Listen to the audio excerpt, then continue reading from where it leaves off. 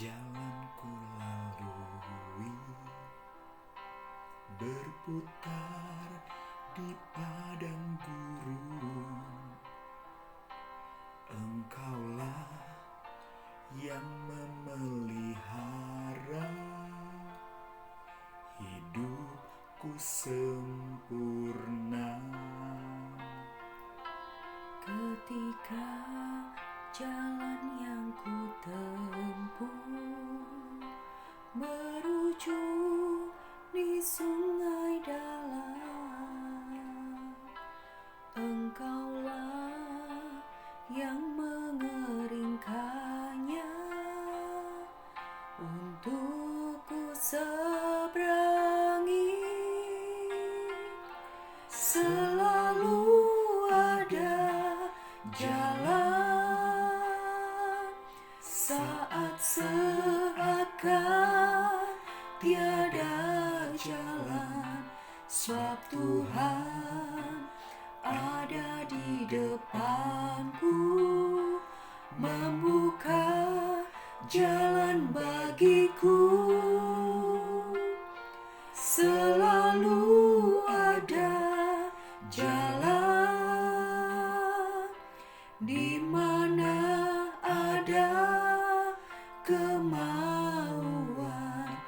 Biarlah ku hidup selalu di jalan yang Kau tunjukkan kepadaku.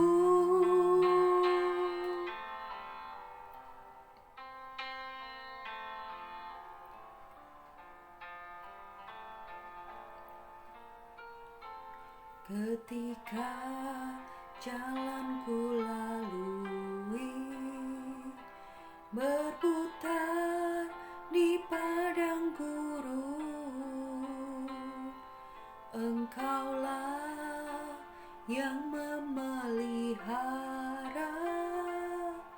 hidupku sempurna. Ketika jalan yang ku tempuh berujung di sungai dalam, Engkaulah yang mengeringkannya untukku seberangi. Selalu ada jalan saat seakan tiada jalan, sebab Tuhan ada di depanku, membuka jalan bagiku. Selalu ada jalan di mana ada kemauan. Biarlah ku hidup selalu di jalan yang Kau tunjukkan kepadaku.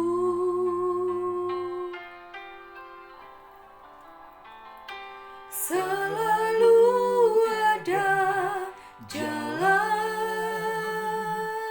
saat seakan tiada jalan, sebab Tuhan ada di depanku, membuka jalan bagiku.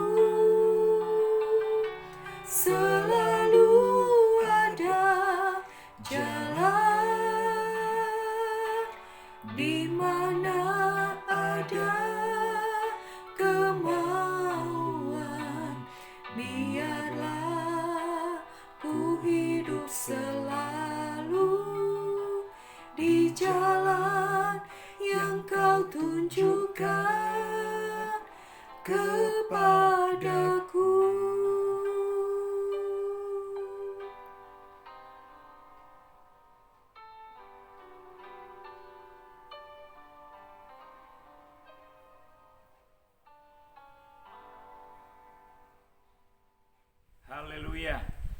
Puji nama Tuhan.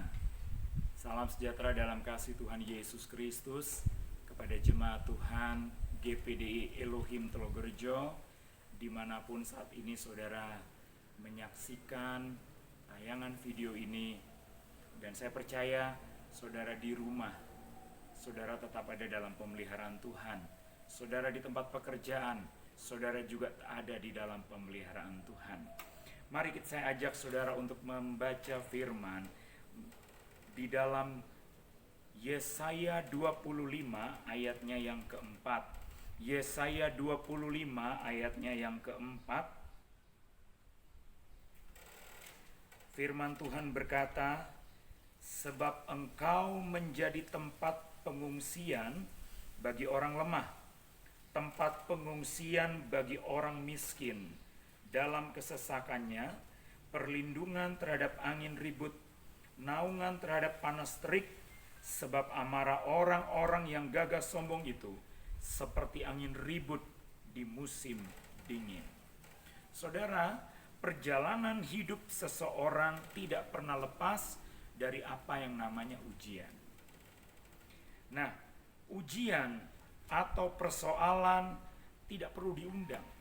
Dia akan datang dengan sendirinya. Dan saudara-saudara, ujian tidak memandang status seseorang, strata seseorang, tapi ujian datang adalah tujuannya untuk mendewasakan setiap orang. Saudara, ada banyak tokoh-tokoh di dalam Alkitab yang begitu terkenal seperti Abraham, Ishak, Yakub, Daud, Yesaya, Hizkia, para rasul, bahkan termasuk Yesus sendiri mengalami ujian selama mereka berada di dunia ini. Apalagi kita, saudara-saudara. Ujian datang adalah sebagai bentuk supaya Tuhan lihat seberapa besar seseorang tetap mengandalkan Tuhan. Seseorang tetap memandang kepada Tuhan di dalam situasi yang tidak menunjang hari-hari ini. Dalam kitab Yesaya pasal ke-24 ini, saudara-saudara, dari pasal 24 sampai 27, Nabi Yesaya menceritakan tentang akhir zaman. Kita ketahui zaman ini adalah zaman yang bukan menunjukkan hal-hal yang baik. Banyak sekali kejadian-kejadian, banyak sekali peristiwa-peristiwa. Bahkan tentunya termasuk wabah pandemi yang sedang kita alami sekarang ini. Tetapi bersyukur di dalam setiap kondisi ada Allah yang selalu memperhatikan setiap anak-anaknya. Saya memberikan judul firman Tuhan, yaitu pengungsian yang sempurna. Saudara, dalam Kamus Bahasa Indonesia, pengungsian ini berarti pergi menyelamatkan diri. Pergi menyelamatkan diri. Contoh, Daud, dia mengungsi ke Gua Adulam, menghindari dari orang-orang yang mencari dia untuk membunuh dia, untuk mencelakakan Daud. Dan dia berkumpul dengan orang-orang yang penuh dengan masalah, saudara-saudara. Mari kita kembali lagi membaca di dalam Yesaya pasal 25 ayatnya yang keempat, bagian A. Sebab engkau menjadi tempat pengungsian bagi orang lemah. Saudara, siapa yang kuat di dunia ini? Tidak ada yang kuat. Siapa yang merasa diri hebat? Tidak ada yang merasa diri hebat. Tetapi bila ada orang-orang yang merasa diri hebat, cepat-cepatlah bertobat. Cepat-cepatlah merendahkan diri. Hanya Yesus yang terhebat di muka bumi ini. Saudara, di dalam kitab Nahum 1 ayat yang ke-7, Nahum 1 ayat yang ke-7, Firman Tuhan berkata demikian, Tuhan itu baik. Ia adalah tempat pengungsian pada waktu kesusahan. Ia mengenal orang-orang yang berlindung kepadanya. Saudara, dikatakan bahwa Yesus adalah tempat pengungsian yang paling sempurna. Mungkin ada banyak anak-anak Tuhan yang saat ini dia sedang bingung untuk mengatasi persoalan keluarga, untuk mengatasi persoalan pekerjaan, ya, mengatasi persoalan ekonomi, keuangan, dan lain sebagainya. Mencari jalan keluar, bagaimana saya bisa mengatasi ini, menyelesaikan hal ini. Ingat, ada satu tempat pengungsian, Yesus. Datang pada Yesus, saudara-saudara. Dia memberikan jalan keluar seperti pujian yang sudah saudara dengarkan di awal khotbah tadi. Dia memberikan jalan keluar saat kita tidak tahu harus berbuat apa. Larilah kepada Yesus. Dia tempat pengungsian yang tepat. Lalu saudara-saudara kembali lagi di dalam Yesaya pasal 25 ayat yang keempat tadi. Lalu kita melihat di ayatnya di ayat 4 bagian B dikatakan demikian. Tempat pengungsian bagi orang miskin dalam kesesakannya. Saudara, kata miskin ini menunjukkan pada keberadaan hidup seseorang yang tidak memiliki sesuatu yang diandalkan atau yang bisa menjadi pegangan hidup. Setiap kita, saudara-saudara, memiliki barang yang menjadi kesayangan kita. Ya.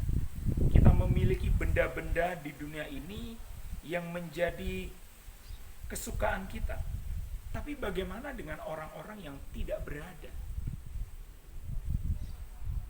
Mereka tentunya tidak punya kekuatan finansial yang dapat dibanggakan dalam hidup mereka.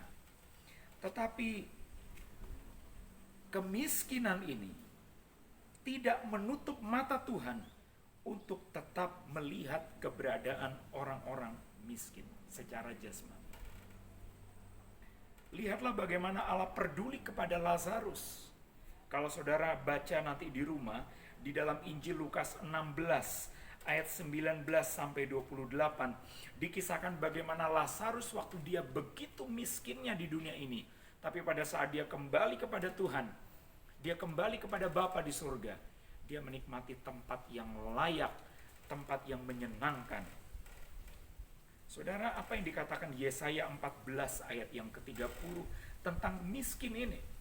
Yesaya 14 ayatnya yang ke-30.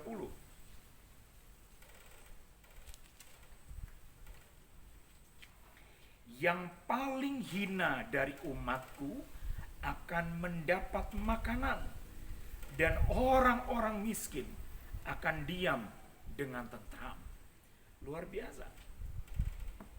Allah begitu peduli kepada umatnya, termasuk di dalamnya orang-orang papa, orang-orang miskin.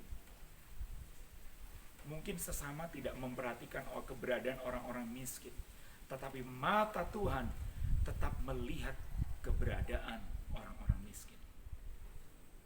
Saudara, demikian juga dikatakan di dalam Injil Matius 6 ayatnya yang ke-25 tentang apa itu orang miskin.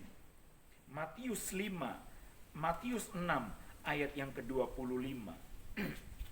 Karena itu aku berkata kepadamu, janganlah khawatir akan hidupmu, akan apa yang hendak kamu makan atau minum, dan janganlah khawatir pula akan tubuhmu, akan apa yang hendak kamu pakai.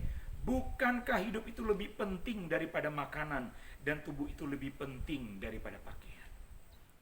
Setiap kita, kalau selama berada hidup di dunia ini memfokuskan kepada hal-hal jasmania, maka saudara-saudara, kita sudah mulai jauh dari Tuhan. Orang-orang miskin, saudara, mereka tidak lagi memikirkan bagaimana saya bisa hidup lebih nyaman. Ya, mungkin pikiran itu tentu ada di dalam orang-orang yang hidup sederhana. Tetapi prediksi, maksud saya pandangan manusia itu tidak mungkin dia bisa terangkat derajatnya. Tapi kalau Tuhan yang akan mengangkatnya, itu berbeda, saudara-saudara. Nah, sekarang kita kembali lagi di dalam kitab Yesaya tadi. Kita kembali lagi di ayatnya yang keempat, di bagian yang C, dikatakan demikian. Perlindungan terhadap angin ribut, naungan terhadap panas terik. Saudara, apa maksudnya dalam bagian ini? Angin ribut ini bicara tentang ujian.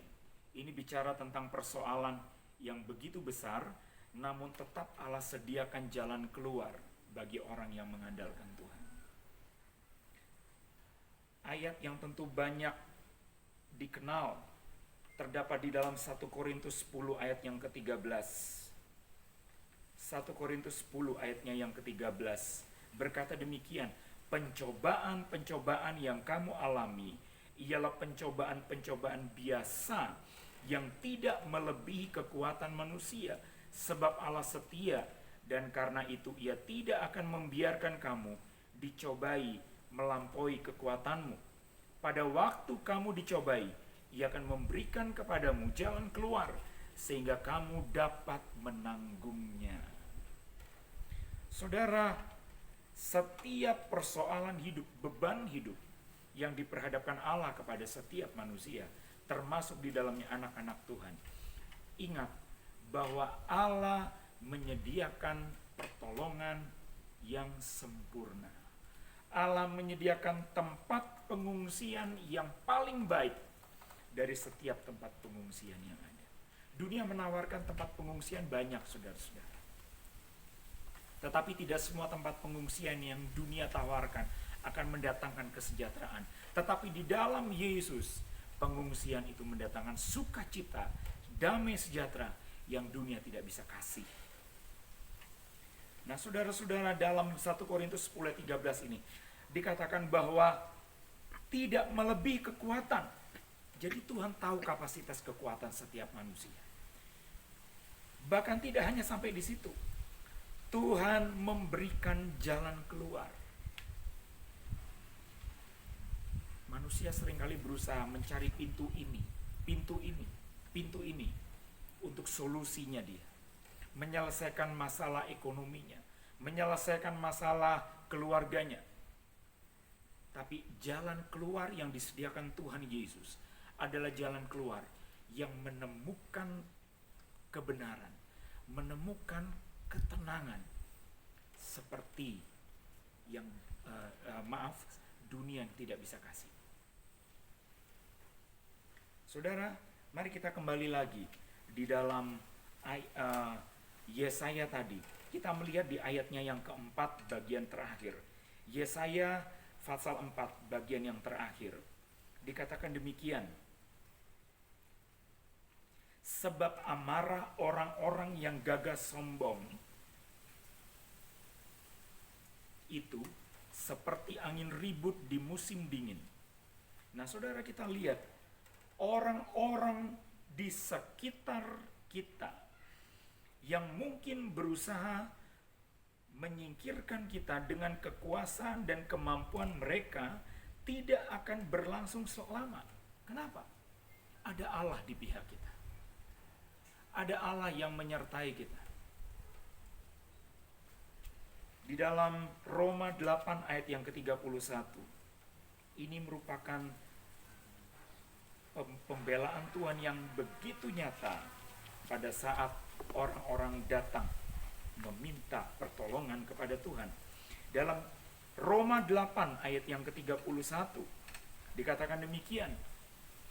Sebab itu apakah yang akan kita katakan tentang semuanya itu? Jika Allah di pihak kita, siapakah yang akan melawan kita? Saudara, sebagaimana orang yang merasa ada backing, ada pengawal, orang itu akan merasa tenang. Tapi itu bukan jaminan. Sebaliknya, kalau ada kita sebagai anak-anak Tuhan, kalau Tuhan ada di pihak kita, maka tidak ada seorang pun yang bisa melawan kepada kita. Tidak ada seorang pun yang bisa mencelakai kita. Mari kita lihat di ayat yang terakhir, di dalam Roma 10 ayatnya yang ke-13. Firman Tuhan berkata demikian. Roma 10 ayatnya yang ke-13. Sebab barang siapa yang berseru kepada nama Tuhan akan diselamatkan. Saya percaya saudara dalam kondisi seperti ini, berserulah kepada Tuhan.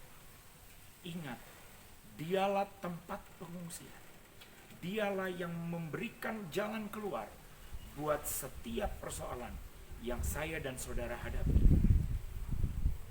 Dimanapun saat ini saudara menyaksikan video ini, saya percaya saudara harus punya iman kepada Tuhan. Tidak boleh lemah. Karena saya yakin Tuhan ada beserta dengan kita. Seperti pujian yang tadi dikatakan, ketika jalan yang kita lalui itu berputar di padang gurun, berputar di sekitar masalah, Dia tetap memelihara hidup kita semua. Buat jemaat Tuhan GPDI Elohim Telogorejo, saudara tetap ada dalam pemeliharaan Tuhan. Saudara tetap ada di dalam genggaman tangan Tuhan. Karena saudara dikasih Tuhan. Mari kita sama-sama berdoa. Terima kasih Tuhan Yesus. Engkau sudah berfirman kepada kami, mengingatkan kami bahwa Tuhan Yesus adalah satu-satunya tempat pengungsian bagi setiap persoalan yang dihadapi anak-anak Tuhan. Menjadi pintu jalan keluar untuk setiap masalah yang mungkin buntu dihadapi oleh umat-Mu, ya Tuhan. Tuhan, tolong jemaat-Mu, mereka yang menghadapi persoalan ekonomi, pekerjaan yang tersendat, di dalam nama Yesus, Allah memberikan kelancaran. Mereka yang sakit, terikat dengan sakit, di dalam nama Yesus, Tuhan, bilur Tuhan menyembuhkan mereka. Terima kasih Tuhan. Tuhan memberkati setiap keluarga. Tuhan memberkati profesi mereka, pekerjaan mereka. Allah memberkati. Firman Allah yang kami dengar, Tuhan, tersimpan di tanah hati kami. Dan firman itu akan bekerja selalu di dalam hidup kami. Di dalam nama Tuhan Yesus Kristus, kami sudah berdoa. Haleluya. Amin. Tuhan Yesus memberkati kita semua. Amin.